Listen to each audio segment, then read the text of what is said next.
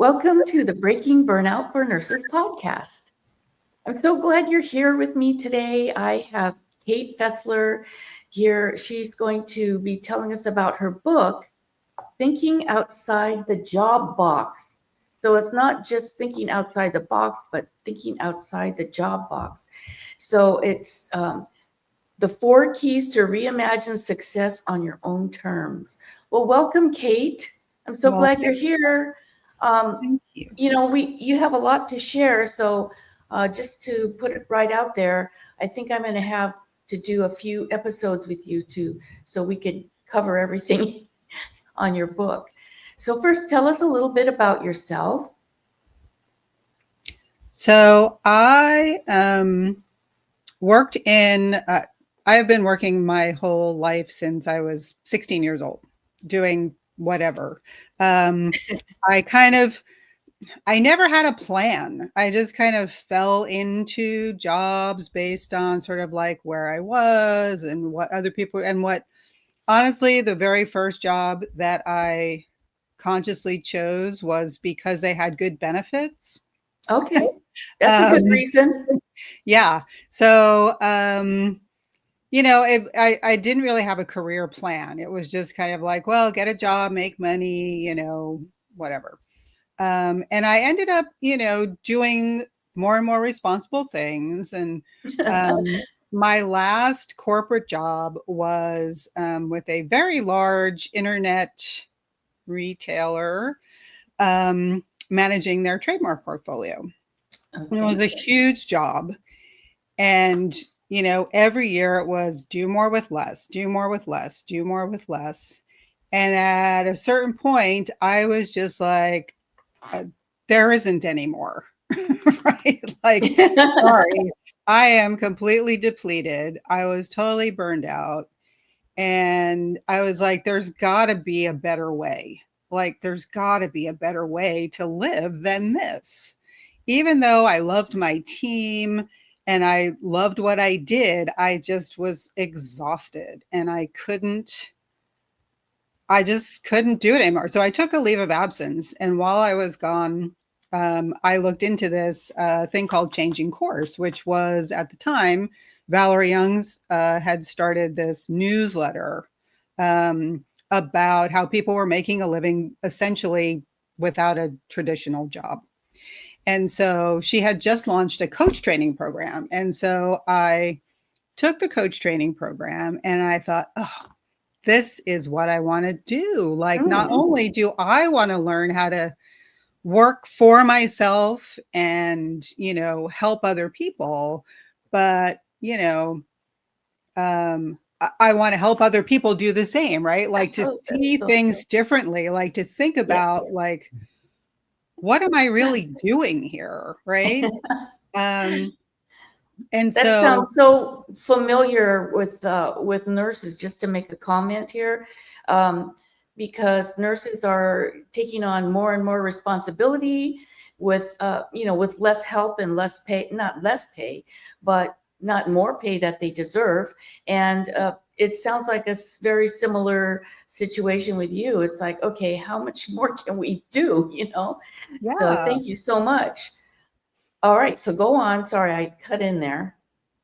So anyway, the book is really based on the changing course principles. So in 2020, Valerie Young, who was the creator of the program, was looking to move on to something else. And she was looking to sell the business. So a business partner and I bought the business from her, Wow. so that we could continue her work. She really wanted to sell it to her coaches if she could, because she felt like we were more invested in the program than someone who was just buying it for, to incorporate it into their own. So, so the book is really sort of a distillation of the principles of the changing course life first, work second approach Mhm. to I love career that. planning and making a living.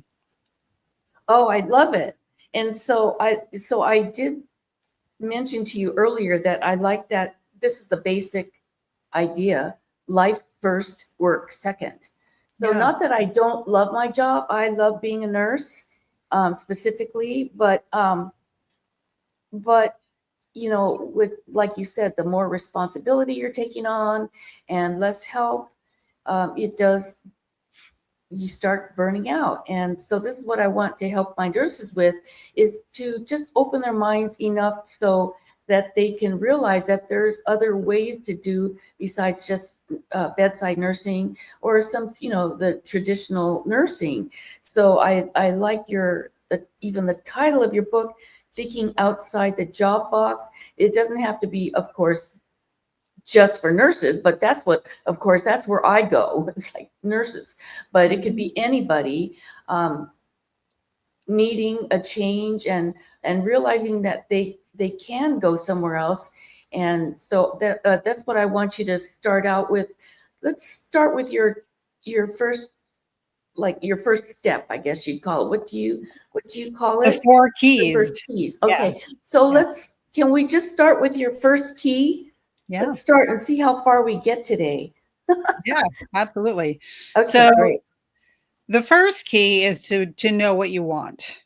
And Oh boy, that's a big one. it is a big one, and almost no one can answer it because, when you're a kid, people ask you, what do you want to be when you grow up, right?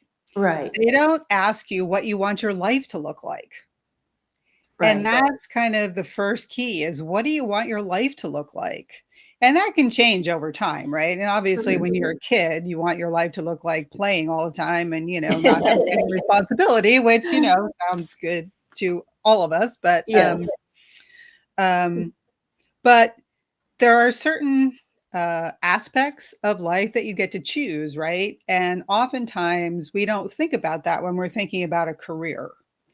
And so the first thing, even if you're thinking about starting out or whether you're in a stage where you're thinking about change, is knowing what you want. And most of us, there have been very few clients that I've worked with who can answer that question. What I get is what they don't want. We all know what we don't want, right? Right. But very few of us have taken the time to actually think about what do I want, right? Like, it starts out with, where do you want to live? What do you want to see when you look out the window? What kind of climate do you want to live in? So I grew up on the East Coast in New Jersey, and I moved to Hawaii when I was old enough to make those decisions for myself. Mhm. My mother, on the other hand, moved to Vermont because she Okay. loves snow and cold, and I love warm and ocean, right? And sunshine. So, it depends on your particular personality. Where do you want to live? And oftentimes we'll stay where we were born or we'll move for the job, Yes. but we don't really like where we are. And Yes. so that's kind of the first step of like, well, where do you want to live? And how do you want that to feel? Right? Most of this is really, how do you want to feel? And most people want to feel fulfilled, like there's some meaning in their life, like there's like, this is where I'm meant to be. And many of us don't think about that part, right? Mm-hmm. And then there's also, well, what else do you want in your life? Are you more of a loner who likes to be, at home and by yourself? Or are you more of a social person? And do you live in a place that allows you to have those kind of social activities?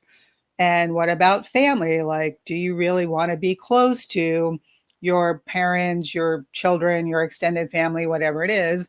Or is it more important for you to live where you want to live? Like, my mother moved to Vermont, right? Like, Right.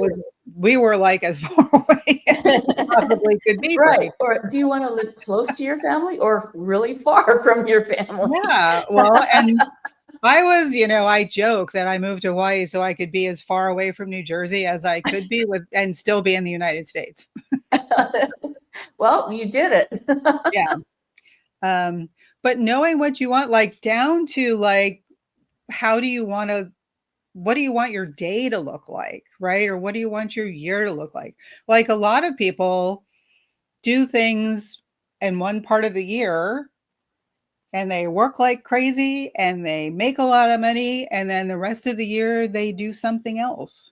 Either Oh, they, okay. like there are people who it's holiday time, there are people who put up Christmas lights and take Oh, them as their down. job, you mean? And yeah, that's their work that they Oh, do. I see. And Yeah. they, there's a lot of, we have a lot of lights here because it's so dark all the time.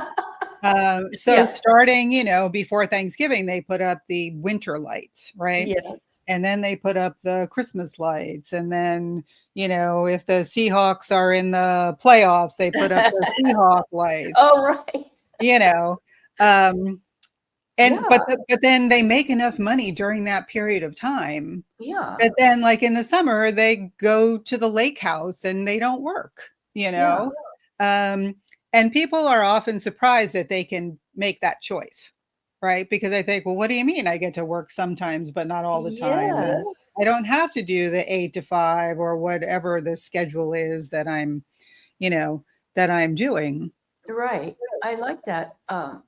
So as an example for my nurses, I know some travel nurses who do that. Mhm. They'll in fact they get to travel to, they get to pick if they want to go to a certain area or not. And they work their butts off for, 6 or 8 or 9 months out of the year, and then just go traveling for 3 months. And so some people do that, and Yeah. that's one way of looking at it. I like that idea. Thanks, And that's Kate. a lifestyle choice, right? Like Yes. you're traveling all the time, which for some people would not be an option, right? It's like, no, Right. I don't want to do that.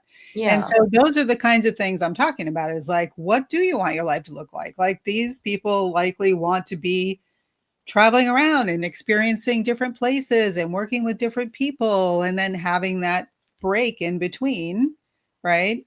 Hmm. Whereas someone else might be, I want to stay where I am. I'm kind of attached to this place and I'm going to do the work that I'm doing because it enables me to do that, right? So Hmm. the life first, work second approach to the whole thing is first figure out what you want your life to look like, and then one or more streams of income that enables you to live as much of that life as possible, right? So you may not get everything you want. You may want to be like a, you know, rock star or a star pitcher for the Yankees or whatever, and maybe you're 50 years old, right? So the rock star thing could happen, but the pitcher probably not. But how much of that can you bring into your life so that it feels fulfilling for you? I love it. Yeah, you have to start out living in the right place, living in the place that you love, because from there you could do anything. And sometimes we don't have a choice, right? Sometimes the Hmm. place that we love doesn't have the work that we want to do. But again, how much of that, the feeling of that place, can you bring into where you are? Hmm. I mean, like I know people, there's a lot of people in the Pacific Northwest from Hawaii. Um, and they bring in those, the traditions and the decor and the whole, lifestyle as much as they can to make this feel like home. And I think a lot of people who move for work purposes, um, that makes it a little more I don't want to say tolerable, but enjoyable for them. Enjoyable, Yeah, yes. yeah.